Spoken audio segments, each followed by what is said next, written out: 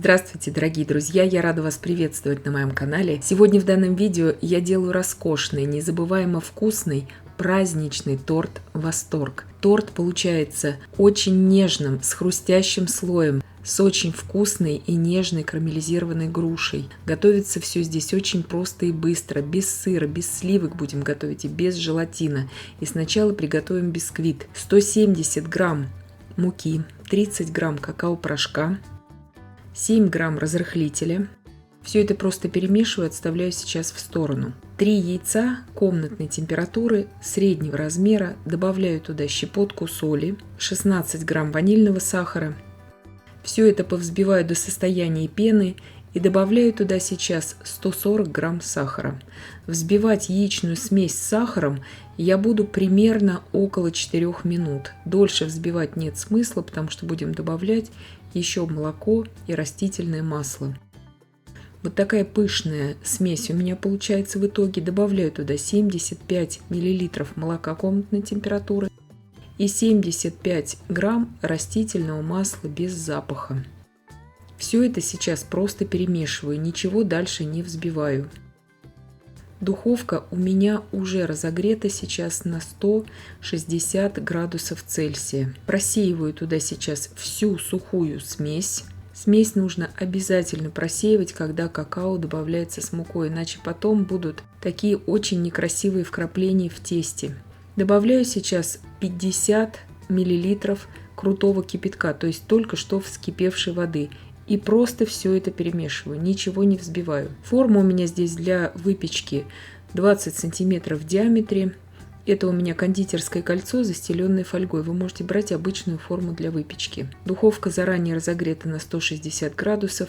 Выпекала режим верх-низ без конвекции примерно 50 минут. То есть выпекался он не быстро, но это того стоит. Нежнейший получается корж. Корж я буду нарезать струной, как только он остыл, полностью остыл в форме, я ему спокойно дала остывать. Текстура у коржей получается необыкновенная просто.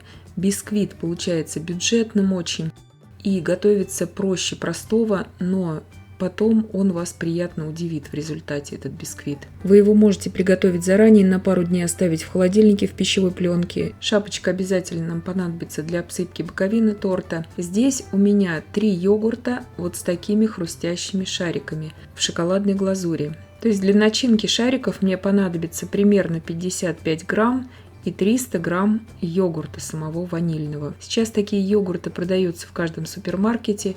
Такие хрустящие шарики можно купить в кондитерских магазинах, на маркетплейсах. А сейчас готовлю крем. Итак, готовим заварную основу. 300 грамм йогурта я выкладываю в ковшик. Йогурт у меня здесь ванильный, сладкий, 5,3% жирности. Одно яйцо туда добавляю. 30 грамм крахмала, 50 грамм сахара. Все перемешала. Добавляю туда 200 мл молока. Молоко просто холодное. Перемешиваю хорошо, чтобы не было комочков. Сразу отвечаю на вопрос. Вы можете брать также несладкий йогурт, добавлять туда не 50, а 100 грамм сахара и добавлять ванильный ароматизатор, либо ванилин. Перемешиваю сейчас яичную смесь с йогуртом. Все это вместе объединила, иду на плиту и на умеренном огне. При непрерывном помешивании в ковшике с толстым дном довожу всю эту смесь до кипения. У меня это 5 минут заняло, чтобы закипела вся эта смесь. И провариваю примерно 30 секунд. Будут активно вот так идти пузыри, это нормально. Смесь должна полностью завариться и не чувствоваться абсолютно вкуса крахмала во вкусе крема. По прошествии 30 секунд кипения я снимаю весь ковшик уже с огня, переливаю в ту емкость, где у меня вся эта смесь будет остывать до комнатной температуры. Вот этот пудинг уже сейчас можно есть как самостоятельный десерт, очень вкусно получается. Йогурт у меня ванильный, поэтому цвет такой у него насыщенный, очень желтый. Завершаю приготовление крема, показываю все поэтапно, чтобы вам не запутаться. 200 грамм размягченного сливочного масла взбиваю до состояния пышности пару минут. Добавляю туда сейчас 300 грамм вареной сгущенки, то есть карамелизированного сгущенного молока. В разных странах называется дульче де лече, карнейшн, по-разному называется. Взбиваю крем сейчас до состояния устойчивых пиков. Сначала он не будет взбиваться, вам будет казаться, что он таким жидким останется. Нужно взбивать, пока он будет устойчивым. Делю сейчас эту кремовую массу визуально на две части. И одну часть сейчас сразу же буду использовать на нижний корж. Пропитываю просто молоком. Примерно 150 грамм молока мне понадобится. Вообще, вот эти верхние коржи можно даже не пропитывать, настолько они нежнейшие. Они, я бы сказала, супер нежные. И сейчас половину вот этого крема, который от той половины, которую мы отделили, я выкладываю на нижний корж, высыпаю туда все вот эти вот шоколадные шарики из йогурта и накрываю также тонким слоем вот этого крема. То есть половина крема у меня сюда ушла, на этот нижний корж. Как раз ее хватит, чтобы закрыть вот эти 55 грамм этих шариков. Сразу отвечаю на вопрос в комментариях, можно ли другим кремом заменить этот масляный крем на нижнем слое. Нельзя, потому что от других кремов эти шарики просто размокнут. Нельзя ни на сливочный, ни на сырный крем здесь заменять, ни даже на заварной масляный крем. Пропитываю также второй корж и убираю это пока что в холодильник, пока я буду карамелизировать груши. Я просто показываю здесь поэтапно, чтобы вам не запутаться, чтобы вы все поняли, что идет зачем. Убираю в холодильник. Здесь у меня 600 грамм груши. Снимаю с нее кожицу, режу вот на такие кубики, можно мельче, можно, смотря какая у вас груша. Она не должна быть такая уж очень мягкая. Все это перекладываю в кастрюлю, добавляю туда 2 столовые ложки сахара. Иду сейчас на плиту. Вот сейчас, когда закипит вся эта масса, я накрываю это крышкой и буду варить примерно 5 минут под закрытой крышкой. Опять же, время кипения здесь очень индивидуально. У меня груши такой средней жесткости. Все будет зависеть от жесткости вашей груши. Может быть, чуть больше, чуть меньше времени понадобится. И в это время я отвешиваю 10 грамм кукурузного крахмала и 8 грамм ванильного сахара. Все это просто перемешиваю и добавляю сейчас к груше. Сразу говорю, груши у всех абсолютно разные. Если у вас не осталось жидкости в этой груше, допустим, вы должны туда грамм 50 воды добавить. Можно 100 грамм, это не повредит. У меня жидкость еще осталась, поэтому я жидкости не добавляю. Сейчас все это просто перемешиваю. Вот такая смесь получается. Провариваю примерно 30 секунд, чтобы полностью стал уже более прозрачным этот крахмал, и снимаю с огня. То есть добавьте воды, если у вас груша очень сухая. Уже сколько лет я делаю все эти прослойки из груши. Груша может попадаться совершенно разные по спелости и по сочности. Сейчас выкладываю все это просто вот в такой вот противень, чтобы быстрее это остывало. До холодного состояния это остужу.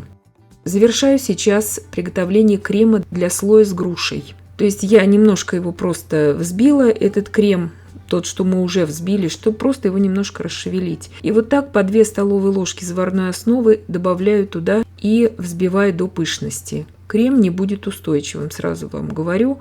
То есть он нам и не нужен здесь особо устойчивым. Он слегка держит форму, это начиночный крем, но он нежнейший, с такой очень легкой йогуртово-карамельной ноткой. Именно чтобы не заглушать собой вкус самой груши. Выкладываю половину этой груши на первый слой. И то же самое я сейчас накрываю коржом, проделываю со вторым слоем.